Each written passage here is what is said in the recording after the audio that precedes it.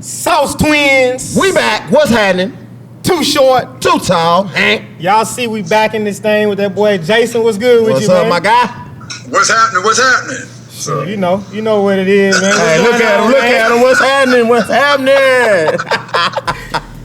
Oh, man. Yeah, so what's going on? Hey, man, we just, doing our daily due diligence and just looking at the industry and, just kind of keeping tabs on what's going on. Getting talking ready about for it. this fall season. Yeah, Hey, so football season. Hey, I'm going to throw it out. So since you're talking about keeping tabs, right?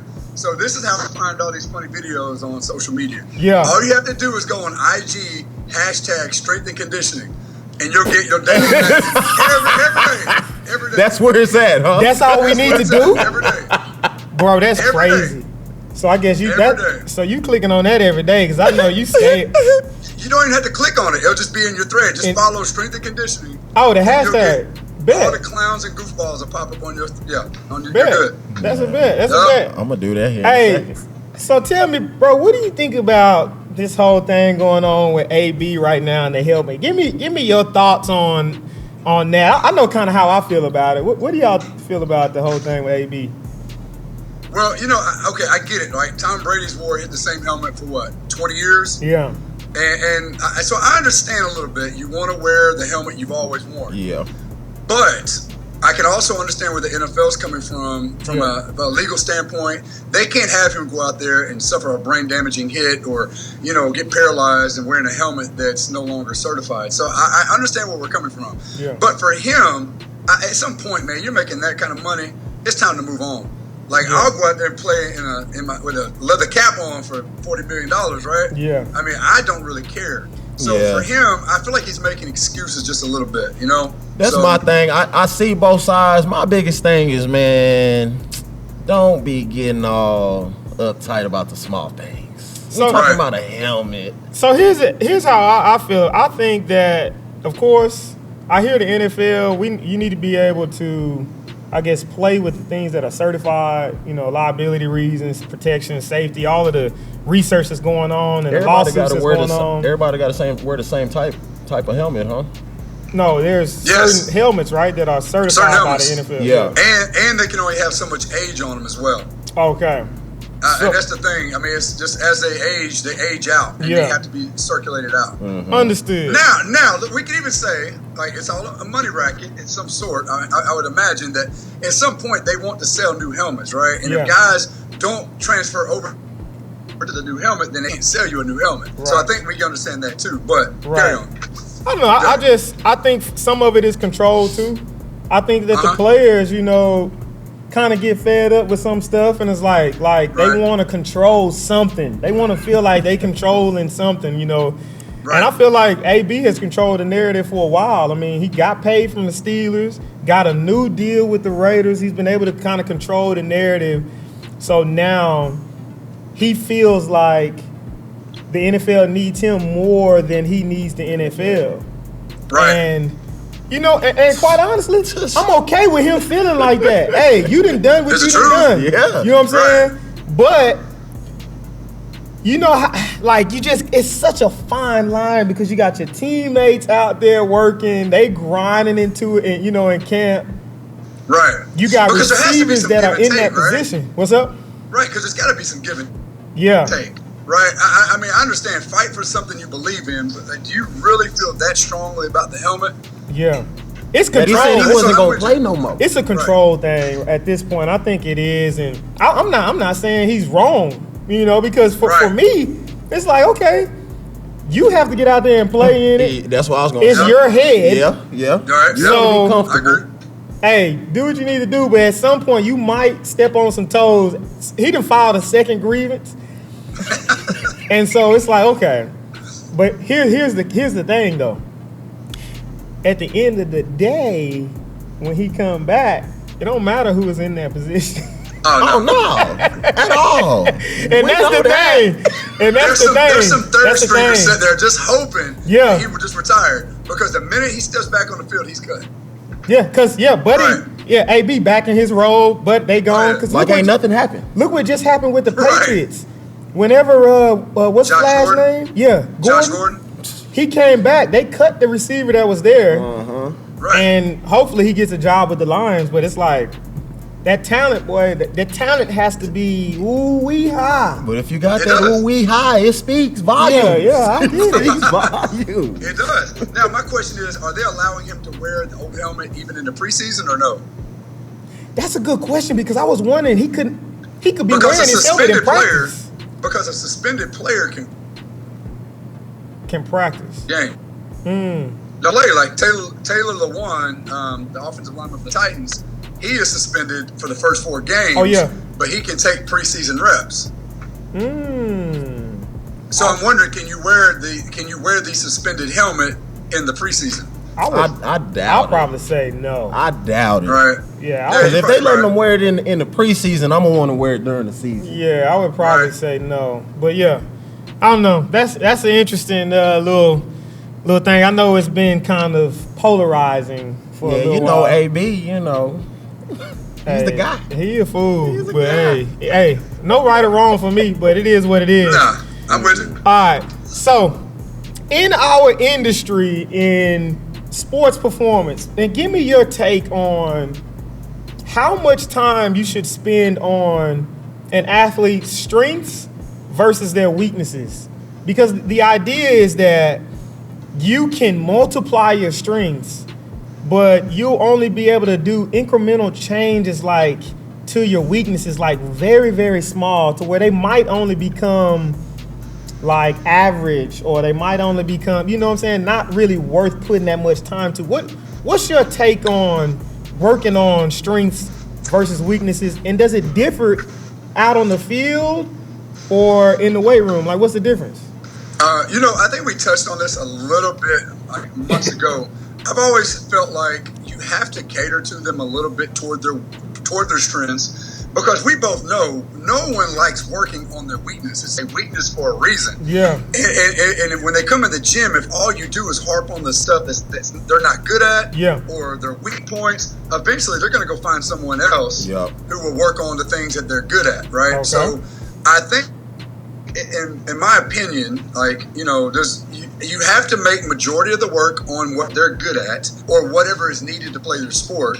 But then you can have segments at the end or even in the warm-ups to work on the things that they're not good at. Okay. So you kind of So- give a little give. There's a little give and take, a little touch on both. What do you Yeah, think? Right. I think the same. Kind of piggybacking off of him.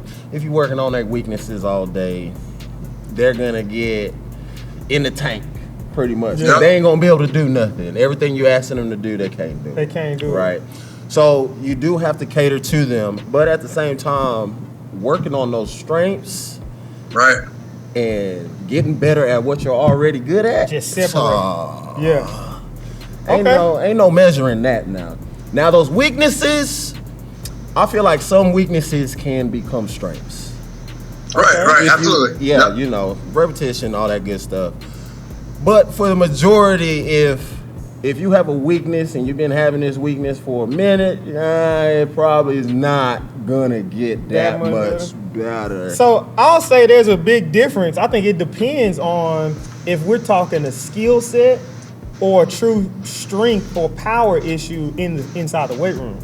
Because for me, I feel like when it comes to like a skill set or position or something they're not good at, maybe out on the field or changing directions or catching or something like that. But if you come in the weight room and you get a guy, let's say, like you starting the strength program over there now, you're the strength coach, the new school, and people are bad at deadlifts, squats, or Bad at a line. Just put in hashtag strength. strength coach. Yep. Then, Bad at a line. I Yep. feel like when it comes to the weight room, there are a lot of weaknesses that need to be attacked more, I feel like. You know what I'm saying? As far I as can see movement. that. Yes. Yes. Yes. In the So- weight room. Because deficiency in movement, that'll cost you a whole season through injury, or if you just can't move on the field and you Period. can't get done what you need to get done, it doesn't matter. Yeah. Right. I think, but your strengthnesses on the field definitely should be game planned around, right? Right. That's a Yes. good point. That's a good point. Yeah, I mean, once you get into the season, I mean, your strength is your strength, and that's just kind of what you got to ride with. The off season is spent to like bring up those skill sets, right?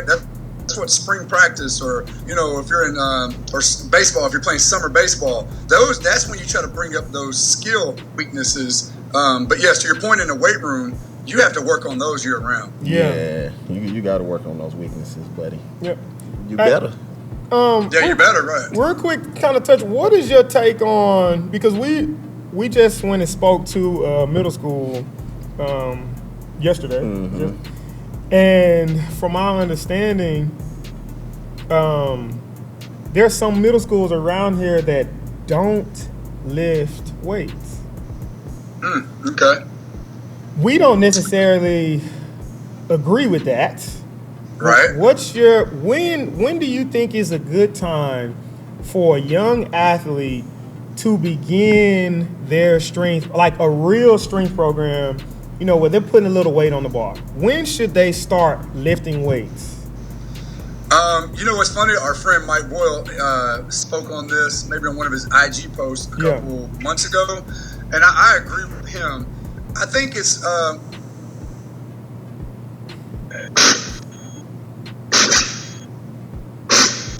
we kind of. We missing you a little bit, my guy. Are your hands on the mic? Hey, can you guys hear me? Yeah, we got you. Now we can hear you. Got you. We missed everything you just said. Your hand might have been on the mic or something. Yeah. All right. So when it comes to a strength training program, I think there has to be some buy-in from the kids, or there has to be investment. They have to want to be to get into the weight room, right? So like with my kids, they're 5 and 8. My 8-year-old's starting to ask, Dad, when can we work out? That kind of thing. Because if they're wanting to get in there, they're willing to get in there, you're going to get a lot more out of them when they get in there. Yeah. And I think once you kind of hammer down those basic movements of, push up, body weight squat, maybe doing some isometric lunges, maybe a couple lat pulls, inverted pull-ups. I mean, hey man, like you can start putting the bar on them a little bit and just, just tinkering around with it. So I just think a lot of it comes down to when the kids want to do it. Yeah, and we always say, once they can understand and kind of regurgitate, the information that we're trying to get across to them, and they can regurgitate that back, we're good to go, man. Yeah. We're good to go. Yeah. Now we ain't starting them off just loading them up. Yeah, we do a lot of, like I said, we spoke about it before. We do a lot of stuff with the young kids with PVC pipes. Just understanding how to pull, how to press, push-ups, little pull-ups, like just, like a lot of calisthenics and body weight stuff and lunges and, split squats and all of the things that are body weight. But we do put that PVC pipe in their hands so they can start understanding how to move around that bar and how to get the bar to move around their body. Yeah, man. And I think too, what you're starting to see is a lot more schools. I mean, I think they're starting to understand the importance of it, and they're trying to look at their program when they're building for the future, especially if it's a feeder school for a certain high school. Yes. Those high school coaches are starting to go down and tap into that middle school and seeing what resources are available, whether they hire have a coach within the school or find someone outside the school like you guys. They'll try to get those kids lifting, because the more advanced they are, but time they get to their freshman year, the better off they'll be, and the more you can do with them, right? So that's why I think they need to be lifting in middle school. Yeah, I think, but what I'm finding, bro, out is, like, we already know, just type in strength coach, hashtag strength coach, or strength and condition. What I'm finding out is that a lot of people that you see that are in the roles, they don't even know. They don't have the education or the will to find out and research and actually build something. And it's like, dang, like you don't even know? Like, what are we doing? Well, you know how it is, especially like if you're at a small rural school, or, if you're at an inner city school, they just go find the closest male, right? Who's the biggest male? Yeah. Who's the biggest guy in the building? You kind of look like you work out. You're the wrestling coach, or you're the offensive line coach, and all right, well, then they call the local university or whoever, and they just kind of regurgitate the program that the guy emailed him. And, unfortunately, that's what you see a lot. Yeah. And you wish that the school would just refer out to a guy like you all. If that's not your expertise, then find someone that is willing to do it, right? So it's only going to make your program better. Oh, man. Right. 2 things to piggyback off of that. One is what you just said, people's pride gets in the way so much it'll fail them and everybody around them instead of just, like you saying, just reaching out to somebody else. Yeah. Look, one of our guys that we train, he's a pro track athlete. He was training with a pro track coach. I want to say he's a USA track coach. But this guy was also doing his strength training. Okay. And the athletes, within about 2 to 3 weeks, figured out that he didn't know what he was doing. About, yeah. He would smash them outside on the track. Then after the track workout, they would go in, and I'm talking about 10 to 12 reps, high volume, high weight, all through the season. I'm talking about fine-tuned elite sprinters. Right. And had no idea what he was doing to the guys' bodies. Their performance was lacking. People just didn't have that burst, that they weren't feeling strong, they weren't feeling explosive. But he wanted it all. He didn't want to reach out to a strength coach to do it. He wanted to try to do it all in-house, to try to be like, it was me, nobody else had these athletes. You know how I go. And I just Pride, bro. Bro, that male ego, boy. Yes, bro. Yes. Boy, it is, man. Hey, I don't know, like those track coaches are almost like that ex-quarterback, you know? Like, I don't know, man. Like, they know more than you. You possibly couldn't understand how to train this guy. I don't know. Hey, but to dig off of that, his new track coach, you know what he did? As soon as he got him, he reached out to us. He brought him. Good. He came right into the doors and was like, hey, I have 2 or 3 guys, elite level guys. I need elite level strength coaches to team up with us. And we did. And we teamed up. Buddy just got a gold at the Pan Am Games. I saw that. Y'all were flaunting that thing the other day. Yeah, hey. Yeah, I but saw man, that. it's I don't know, man. It's just Man. Everybody think they know everything. Oh, but second thing, what you just said. So, how much should a strength coach, let's say you're an assistant or you're a GA and you're coming up through the system, how much of your head strength coach's program should you make your own, and how much should you do what you believe? Like, how do you do that when you step out into the field as a new strength coach? Well, see, that's the only thing, right, is whenever you see these assistant strength coaches being hired from these Power 5 schools, you really don't know what they know. What you gonna get? You don't, because you're hiring them like when someone just says, oh, man, I love how Alabama plays. Well, guess what? I do, too. But that doesn't mean they're necessarily being trained the best. Now, I don't know what they do. Yeah. I can't really speak on that, but I know they get the best 5 players at each position in the country every single year. Yeah. So, I mean, that's just where genetic is taking over, I'm sure, right? But a lot of times those guys, man, they literally just regurgitate what they've seen, and so then they get into the big chair and they don't know how to expand on that. And they don't know how to adjust to real life situations. Just to where, talking about that. right, to all of a sudden now your head coach comes to you and is like, hey, we're going to lift after practice, or we're going to do this or we're going to do that. And you don't understand the training program enough. You've just been copying and pasting, and now you're stuck. Yep. And you don't know what to do, and now you're crushing the guys with too much volume, and they're not getting enough volume. You have to be able. I've always said you have to write your workouts in pencil, not pen, because there's too much fluidness through the day. Every kid is a little bit different. I mean, even where I'm at right now, we're training. I mean, pretty much 7 through 12, and I mean, even within a position group or even a grade group, these kids aren't all the same. Right. And so we're really having to be fluid within a workout and try to mimic the pattern. We just have to change up the protocol that we're doing to get to that point, right? So what I'm hearing you say is this, that the superstar or the golden strength coach, it's not about the program, it's about the ability to modify and scale on the go constantly. On the go constantly, yes. They don't understand. Yeah, because what you see is if you just go hire the guy, like you've seen it now several times, they go hire the assistant Alabama, And so you're just trying to get a mini-me Scott Cochran, right? Yeah. Well, that's fine. And that guy tries to mimic Scott Cochran, yelling, full of energy, all that jazz, but then there's no substance behind it. Yeah. Yeah. Right? He's just mimicking the actions of a guy that he saw. Yeah. Well, what is that going to do for me when the training starts? Yep. Or when the newness wears off, right? Yeah. Like anybody can step in and do an immediate impact. But can you hold the reins down for a decade? Now, that's when you're a strength coach. Yeah, that's shock factor. Like- yeah, you can come in and like, shock them. right. Yeah, trick but then, play. But then but they read through that. There's no substance behind it. Yeah.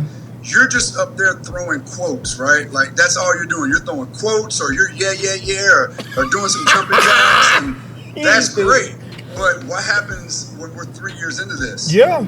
Yeah, Right, no, and I'm like- gonna be the and like- same. That's hey, how many? It's gonna be the same. Hey, how many football games have you seen where a team comes out and they hit that other team with 2 or 3 trick plays they never seen? But you just sit back and watch the game, and Right. you know by the end of the second quarter, the game is slowed down. Everybody's settled Yes. in, and then that Yep. team is out of there.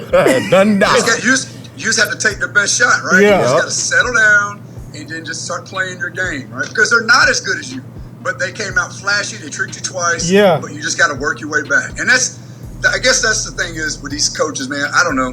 Like there's only a lot. Tommy Moffitt's been another one at LSU. He's had a lot of guys, taken from his program, strength coaches, and hired other places. And there's some good ones like Paul Jackson at Ole Miss is really good, and there's others. But a lot of times you see these guys, they get these assistants plucked, and I mean, people are just hoping they're going to get that lightning in a bottle, or that that little mini me, and it's just but they can't program. They're just going to regurgitate what they did underneath that guy, and they're gonna give you that end product.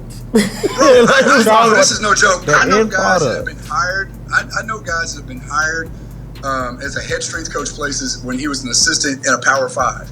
And they literally would copy and paste the program. They had 8 weeks of the program they did at said Power 5. They would copy and paste that program in Excel. They would cut out the Power 5 logo, put their school logo at the top, and literally roll that 8-week program over and over and over and over again. Wow. Right. That's pathetic, man. It is, bro. It is. So it is. so my question to you is this: someone that's done it for football and basketball. No, I work with volleyball, softball, I work with Okay, everything. so that's great. Yeah. So tell me this. Now, I think the biggest change is probably in the football realm because you have different styles of play, like seriously different styles of play. Like Right. Big 12 might be real flashy, spread everybody out, throw the ball. You Yep. need quicker guys, maybe smaller guys on defense that run sideline to sideline. Then you might get down in the nit grit of the SEC and Alabama and LSU, and we're gonna line up in pro. We're gonna run the ball. We might spread it out a little bit, but do you change your strength program in the offseason to cater to the style of football that's being played? Yes and no. Okay. I've always had the belief that, we want our skill guys to be strong like our linemen, and we want our linemen to be able to move and run like our skill guys, right? I just really like to try to train everybody just to be the best general athlete they can be. Okay. Now, the conditioning aspect of it comes more so in the summer. Okay. That's when some of that would really change. But no, I mean, we would, I don't know. I think a lot of times you look at offensive linemen, people don't realize how much they actually are on the field and how much they have to run. And just laying around on a bench press and maybe pushing a prowler 5 yards, that's not going to cut it. Right. Because, if you're throwing bubble screens and Blocking running guys in the open They field. better get and out running, there. Right. you better get out there. They're going to hit the ground. They're going to have to get up, get back, get set, because you're the guy that's getting the ball set, not the receiver. The receiver will actually jog off the field, but the linemen aren't going anywhere. I mean, those guys that may take 100 snaps a game. Him, the quarterback, are going to take 100 snaps. Yeah, Everybody else offensive is going to line. sub. Yeah, that's a good Yes. point. Everybody else is in and out. Yep. But guess what? They still have to be 300 pounds, and they still have to be strong, right? And if you don't train that work capacity where those guys can stay as close to 100% as they can, then you're going to fade in the fourth quarter.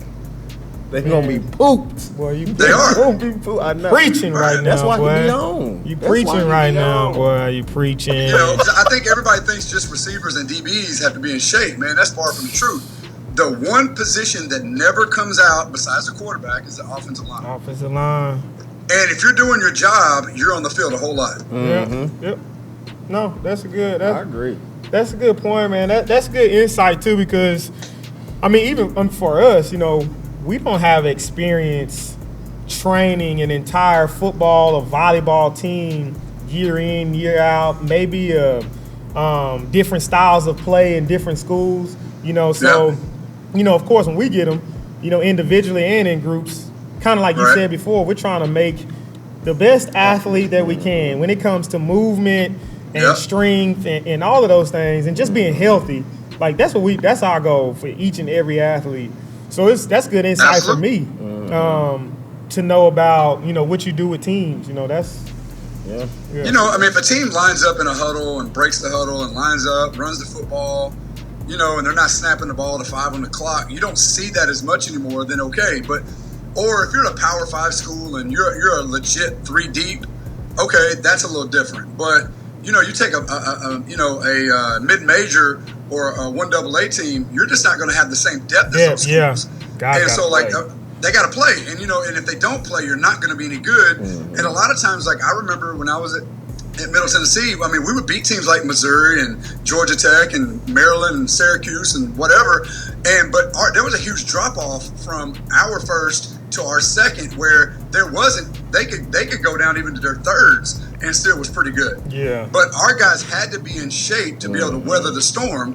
Like you were saying, if they come out, he's a trick player. If there's an early turnover, our good players like a Kevin Byard when he was there had to take over 1,000 snaps a season, or we were not going to be any good.